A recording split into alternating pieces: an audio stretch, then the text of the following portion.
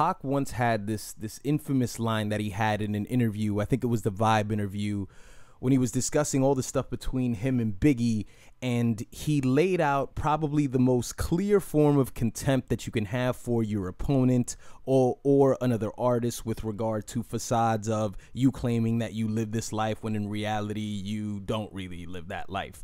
When he said, Biggie's living my life on his albums, right? Biggie claims he drives this, Biggie claims he lives here, when in reality it's all based on me.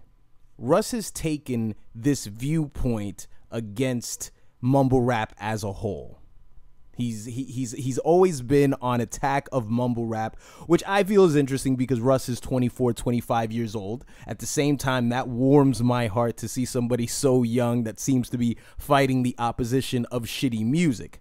But nonetheless, he sat down for an interview recently where he expanded on his point, and I want you guys to check it out. You know when you should really be concerned is if some of that mumble rap shit is the biggest shit in rap. But it's not. Guess what the biggest shit in rap is? Motherfuckers who can rap. It's like trying to say that the best basketball player in the world at some point would just be the one who does the flashiest and looks the coolest. Whether it's here or The Breakfast Club or Hot 97, the common thing that seems to go along is the question of, is Russ bitter? I think with bitterness, people normally take just a one-track road and then they lead it to your finances and what are the results of the things that you have done.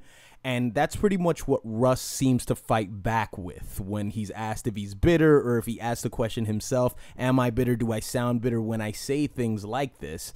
And he always brings up the fact that he can sell out, 2,000-seat venues, that he grosses this much off of his entire catalog every month.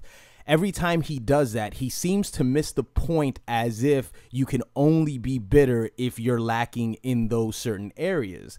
Because in my opinion, Russ wouldn't be talking about this as much if he wasn't bitter about something. But I think in this case, he may be bitter of something that's more abstract, something that's not really seen, and that's typically the sort of things that I like to discuss anyway.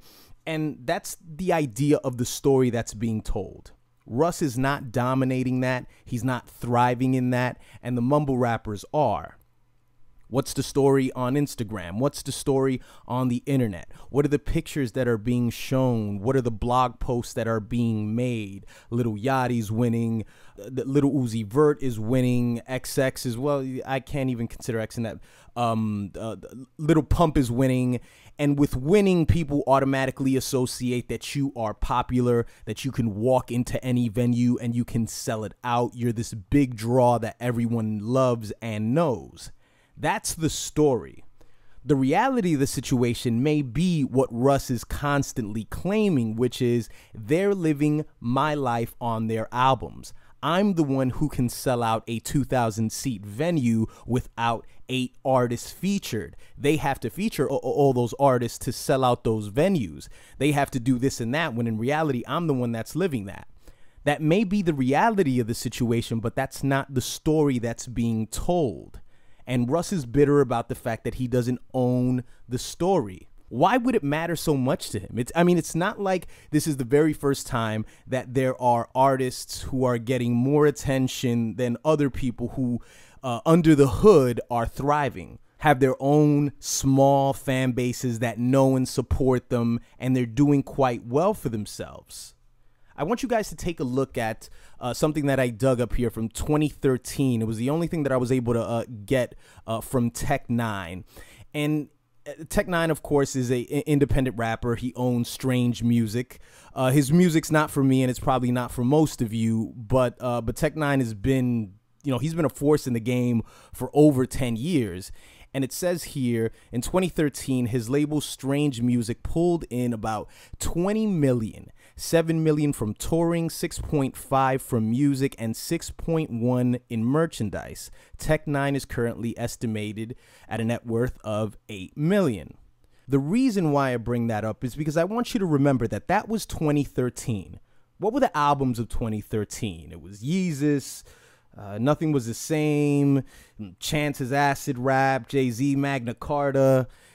There were other stories and bigger stories being told that year in rap that had nothing to do with Tech 9 whatsoever.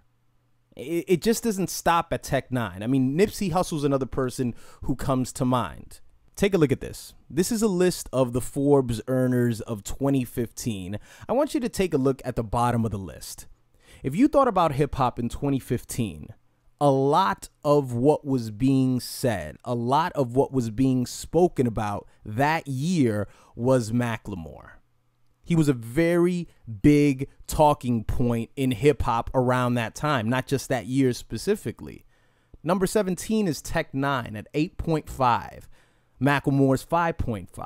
If you look a little higher, I mean, you'd see somebody at number 8 like Wiz Khalifa at 21.5. Wiz Khalifa is almost never in any news cycle. He's never at the forefront of anything stylistically, never any news, always under the hood, but still amongst the people who are thriving. The reason I'm bringing all this up, it's not because I believe that the winners are determined by how much people gross. This is just running on Russ's argument. This is just running on this need that Russ has to constantly always bring up the fact that, yeah, they're doing this, when in reality, this is what's really happening. It's what's always happened. It's irrelevant. And for him to claim to be that this is about the culture, then he doesn't know enough about the culture to understand, regardless of who's selling what, it's always something separate when we're discussing the story that's being told, the story that we create, the story that I create, the story that all of you create, and the timelines that are created. It's completely different. I mean, think about Lil B, for Christ's sake. Lil B was this entity within rap about 4 to 5 years ago. I mean, he might have been maybe one of the first memed rappers that I can recall, and he had this cult following. But in reality, I mean, Lil B was a blip in the face of like rap history. He's a blip, but for a 2 to 3 year period of time, he was the butt of jokes. He received praise. He was artistically admired. At some point, people also acknowledged that he, seemed to be trolling a little bit. So there were so many different layers to what Lil B was to us.